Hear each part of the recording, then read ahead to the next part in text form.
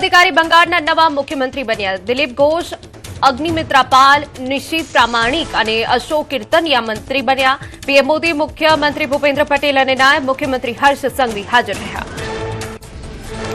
PM Modi કોલકાતાના પ્રવાસે પગપાળા ચાલીને લોકોનું અભિવાદન ઝીલ્યું। લોકોએ મોદી મોદીના નારા લગાવ્યા। શુવેન્દુ અધિકારીના સીએમ શપથવિધિમાં હાજર રહ્યા। પશ્ચિમ બંગાળમાં સીએમ શુવેન્દુ અધિકારીના શપથ સમારોહમાં ભાજપના વરિષ્ઠ નેતાના પીએમ મોદીએ આશીર્વાદ લીધા। 98 વર્ષના માખનલાલ સરકાર ભાજપના વરિષ્ઠ કાર્યકરોમાંના એક પ્રધાનમંત્રીએ માખનલાલનું સન્માન કરી આશીર્વાદ લીધા। ભારતીય સેનામાં મોટી નિમણૂક, એનએસ રાજા સુબ્રમણી બનશે આગામી સીડીએસ। જનરલ અનિલ ચૌહાણનો કાર્યકાળ પૂર્ણ થયા બાદ પદ સંભાળશે અને લશ્કરી બાબતોના વિભાગના સચિવ તરીકે પણ સેવા આપશે।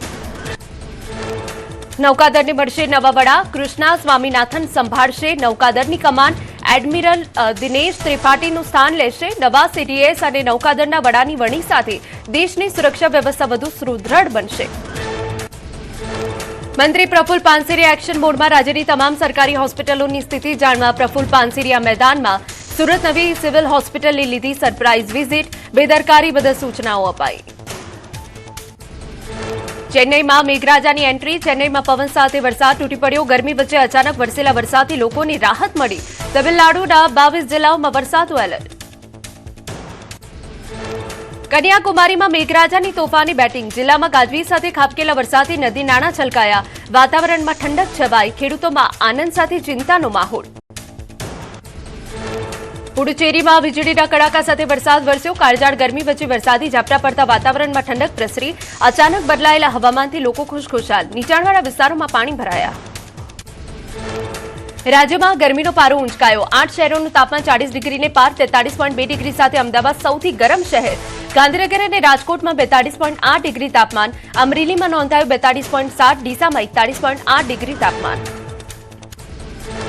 આજથી 13 મે સુધી છત્રાપાળ ગરમી પડશે। ગરમી અંગે હવામાન નિષ્ણાંતોની મોટી આગાહી। હવામાન વિભાગના મતે આવતીકાલથી 5 દિવસ યલો એલર્ટ। આજથી 12 મે સુધી રાજકોટમાં ગરમીનું યલો એલર્ટ। 11-12 મે અમદાવાદમાં ગરમીનું યલો એલર્ટ। 10 થી 13 મે દરમિયાન બનાસકાંઠામાં ગરમીનું યલો એલર્ટ। આગાહીકાર અંબાલાલના મતે 11 મીથી આકરી ગરમી પડશે।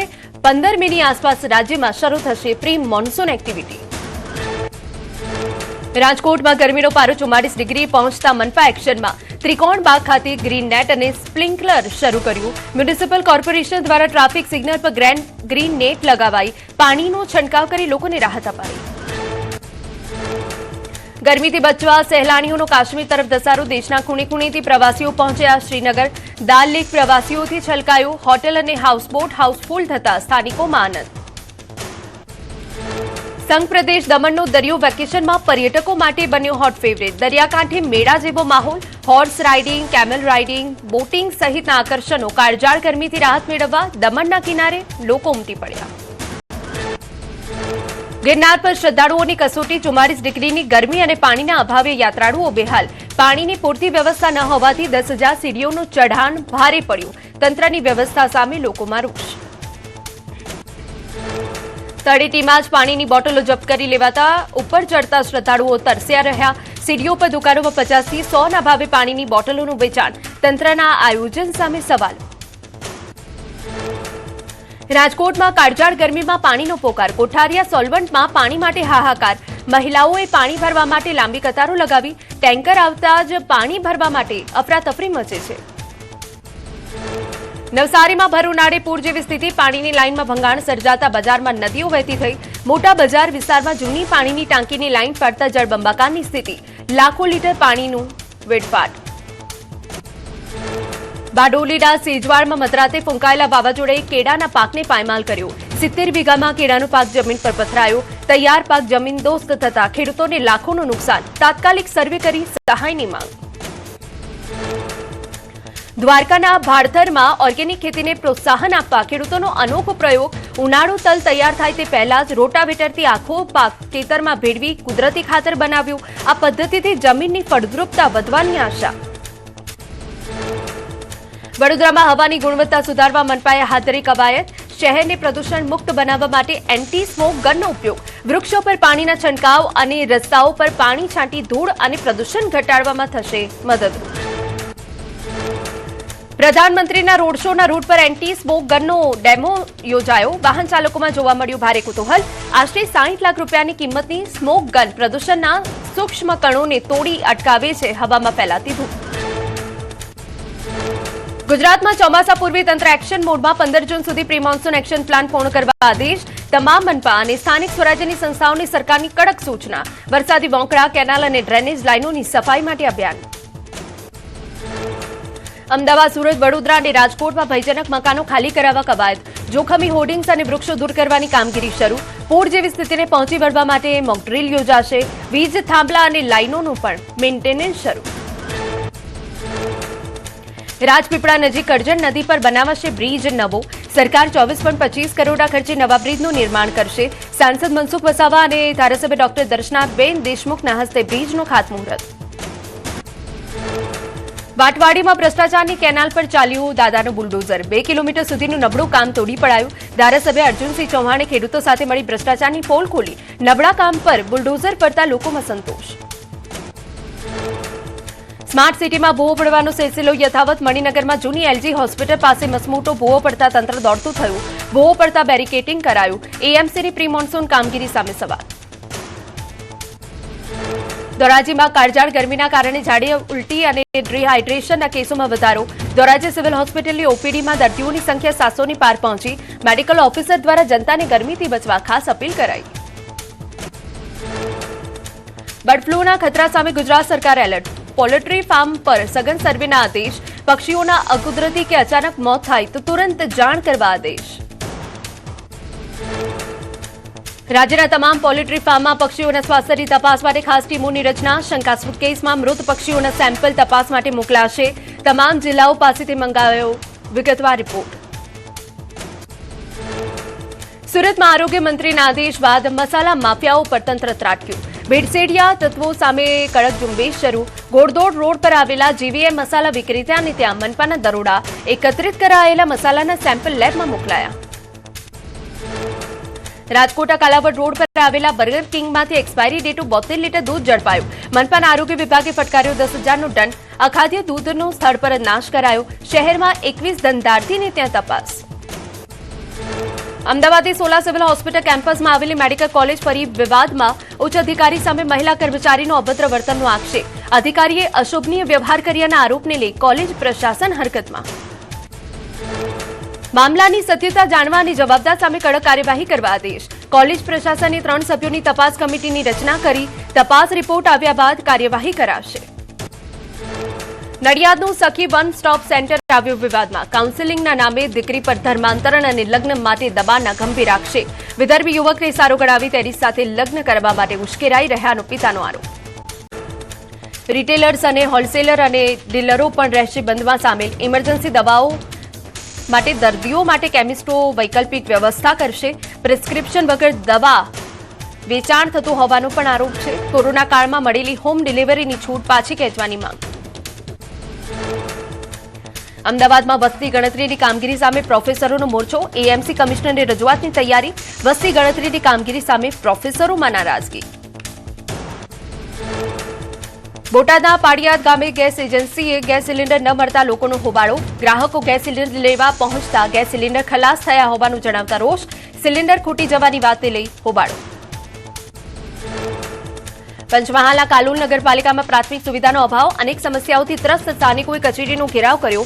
કચેરીમાં કોઈ ન મળતા રોષે ભરાયેલા લોકોએ ચીફ ઓફિસર અને પાલિકા પ્રમુખની કેબિનમાં તોડફોડ કરી.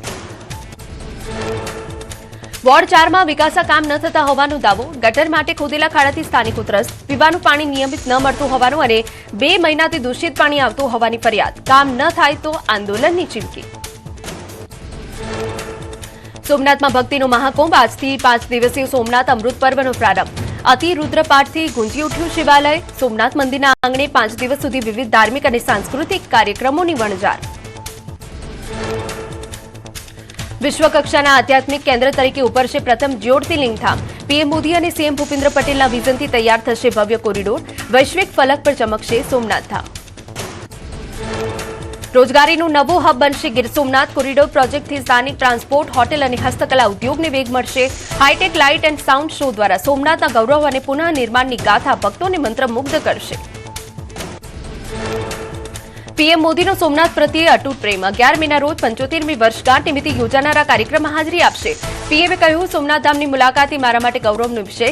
સરદાર પટેલનો સંકલ્પ અને કેએમ મુનશીના યોગદાનને પીએમએ વાગોળ્યું. 11 મેના રોજ પીએમ મોદી સોમનાથમાં પૂજાવિધિ અને રોડ શો સાથે ભવ્ય ઉજવણી થશે. જિલ્લા વહીવટીતંત્ર દ્વારા વડાપ્રધાનના પ્રવાસનને લઈ સુરક્ષા અને વ્યવસ્થાની પૂરજોશમાં તૈયારીઓ શરૂ. પ્રધાનમંત્રી મોદી સોમનાથ હેલીપેડથી હમીરજી સર્કલ સુધી યોજશે 1 કિલોમીટર લાંબો રોડ શો. મંદિર પરિસરમાં વિવિધ કાર્યક્રમોનું આયોજન.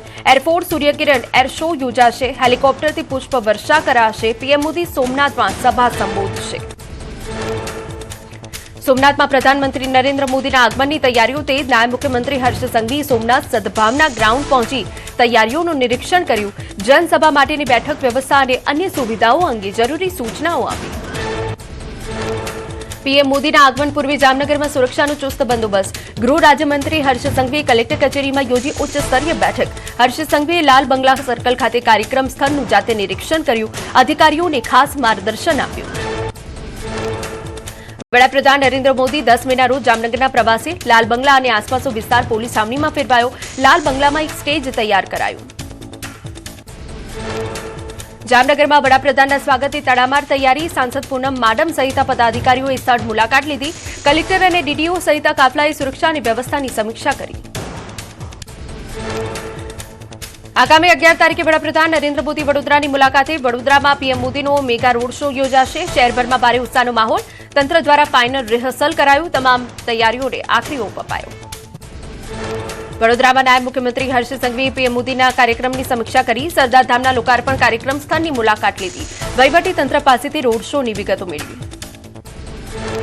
અમદાવાદ સહિત રાજ્યના વિવિધ કેન્દ્રો પર આજે diploma to degree pharmacy common entrance ટેસ્ટનું આયોજન. 100 થી વધુ ફાર્મસી કોલેજની 1200 બેઠકો માટે પરીક્ષા. 341 ઉમેદવારો વચ્ચે સ્પર્ધા. પરીક્ષા કેન્દ્રોમાં માત્ર ટ્રાન્સપરન્ટ પાણીની બોટલ સાથે જ પ્રવેશ. વડોદરામાં મુંબઈ અમદાવાદ બુલેટ ટ્રેન પ્રોજેક્ટનું ઐતિહાસિક કામ. વ્યસ્ત વડસર બ્રિજ પર 2 કલાકમાં ગર્ડર લોન્ચિંગ સંપન્ન. બ્રિજ પર 40 મીટર લાંબા ગર્ડરનું FSLM દ્વારા સફળતાપૂર્વક લોન્ચિંગ. ગાંધીનગરના ભાટ સર્કલ આધુનિક કેબલ બ્રિજનું લોડ ટેસ્ટિંગ. 700 ટનના 18 ટ્રક સાથે લોડ ટેસ્ટિંગ કરાયું. 15 દિવસ સુધી ચાલશે લોડ ટેસ્ટિંગ પ્રક્રિયા. બ્રિજ પર ટ્રક રાખીને માળખાની ચકાસણી કરાશે. પક્ષીઓનું સ્વર્ગ બન્યું ગુજરાત. 35 લાખથી વધુ યાયાવર પક્ષીઓ બન્યા મહેમાન. વર્ષ 2025-26 દરમિયાન રાજ્યની 5 રામસર સાઇટ્સ પર વિવિધ વિસ્તારોમાં અંદાજે 35 લાખથી વધુ દેશી વિદેશી પક્ષીઓ નોંધાયા. સરહદી વિસ્તાર નડાબેટ પક્ષીઓ માટે બન્યું હોટસ્પોટ. સૌથી વધુ 14.90 લાખ પક્ષીઓની નોંધાઈ હાજરી. જામનગરના ખીજડીયા પક્ષી અભયારણ્યમાં સૌથી વધુ 347 પ્રજાતિના પક્ષીઓ જોવા મળ્યા. ઉત્તર પ્રદેશના બહરાઇચમાં કરતનિયા ઘાટ અભયારણ્યમાં વન્યજીવો માટે વોટર હોર્નની સુવિધા. ભીષણ ગરમીમાં વનરાજની તરસ છીપાવવા અનોખી પહેલ.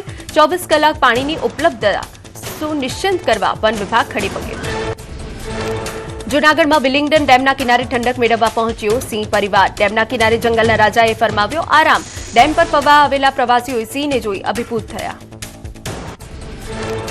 દાહોદ પોલીસે મોટી સફળતા. રડિયાતી વિસ્તારમાં ચોકીદારની હત્યાનું ગણતરીના કલાકોમાં ભેદ ઉકેલાયો. આરોપી દ્રિપલ આમલિયાની ધરપકડ. સળિયા વીણવાની માથાકૂટમાં શ્રમિક પથ્થરના ઘા ઝીંકી ચોકીદારની ધરપકડ કરી હતી.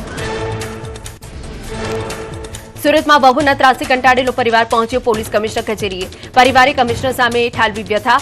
રૂપિયા આપે તો જ ઘરમાં શાંતિ રહેતી હોવાનો આરોપ. સતત ઝઘડા, અપશબ્દો અને રૂપિયા માટે દબાણનો આરોપ. દીકરાના જન્મ